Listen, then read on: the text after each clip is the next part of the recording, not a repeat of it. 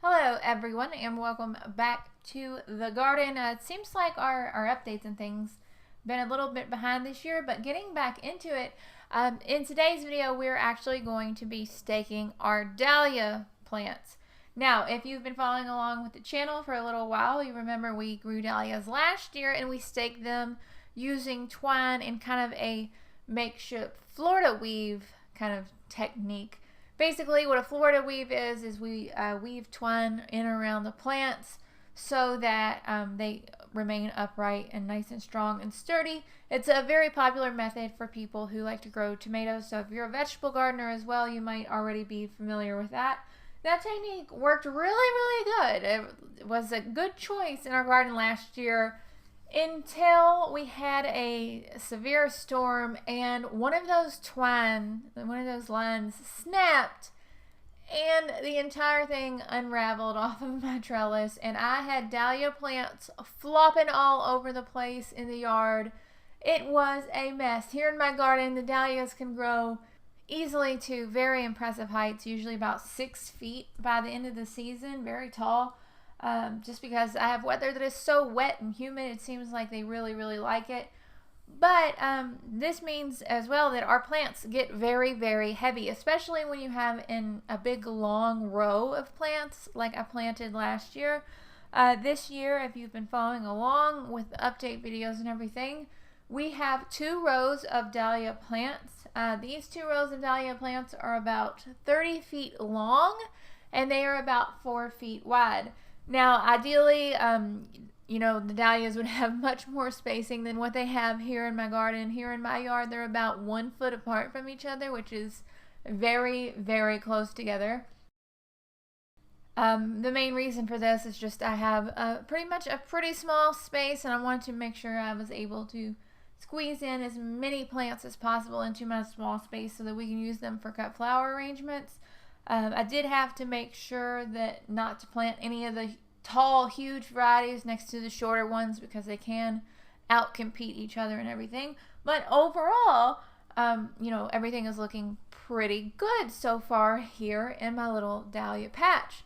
However, now that things have been pinched back and we're waiting patiently for the blooms to arrive, we need to start thinking about staking these dahlias so that they will remain upright. Now, I have seen several for real cut flower growers, not just backyard people like me, grow these without staking them at all. I honestly have no clue how they do it.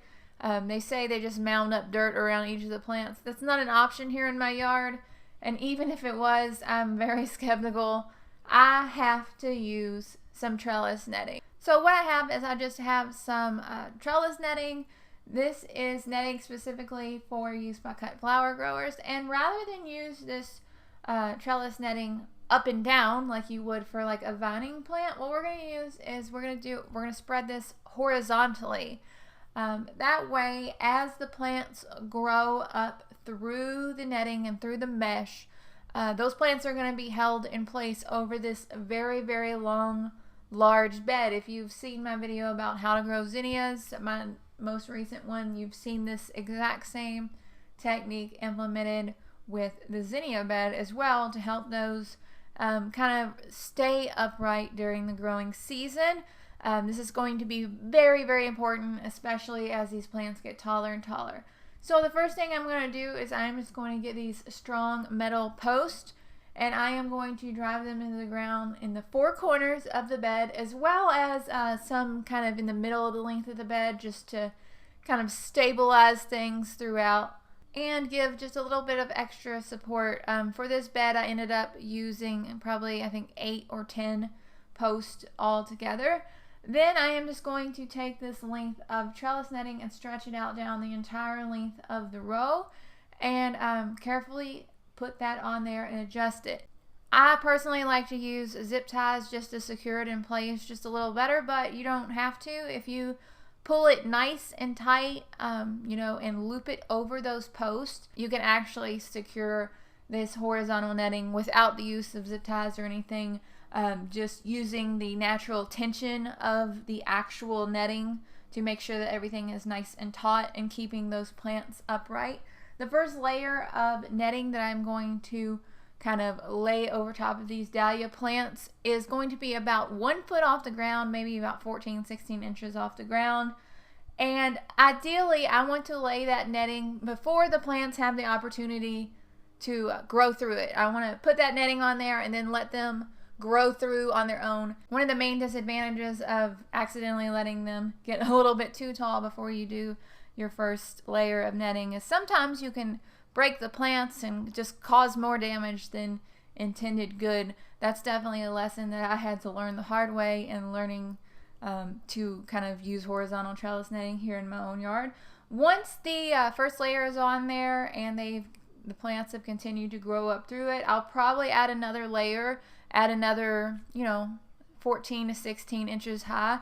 By the end of the season, I might have about 3 or 4 layers. Usually it's just 3 layers of the horizontal trellis netting, maybe 4 if plants get really tall. Ideally, I don't like the netting to interfere with the production of flowers, just so we make sure that everything's really easy to get in there and harvest and pick. Well, as easy as possible, because I mean, let's face it, my planting is very close together. And of course, if you are interested in seeing how this turns out at the end of the season, I definitely welcome you to join the channel and hit the subscribe button and follow along here with us in our little backyard cut flower garden. Everybody is welcome, of course, just in our little adventure of maybe one day we'll have our own farm, who knows. And that's about it for this video. Thank you so much for watching. I am so appreciative, I really am. As always, be sure to leave a comment down below. I love to know what you guys think. Was it helpful? What experiences do you have? I'm always learning from the comments, which I really love. As always, if you're not a subscriber and you like this video, be sure to hit the little subscribe button, hit the little bell. The bell tells you whenever we make new videos. It's a great way to keep up with the channel and grow just our little gardening community here. As always, all the links to everything is down in the description below. Our link to Patreon and our YouTube memberships is there. It helps support the channel. It helps me pay for things like blog fees, and occasionally I get help with editing, which is really helpful because let's face it, I am not the most tech savvy person on the planet. But I am trying to keep learning and keep making our videos better. There's also a link to the blog. Oftentimes you can check out the blog and there will be more information and more pictures about the thing that I've talked about in the video, just because sometimes it helps for me to write down that information and kind of organize it much better.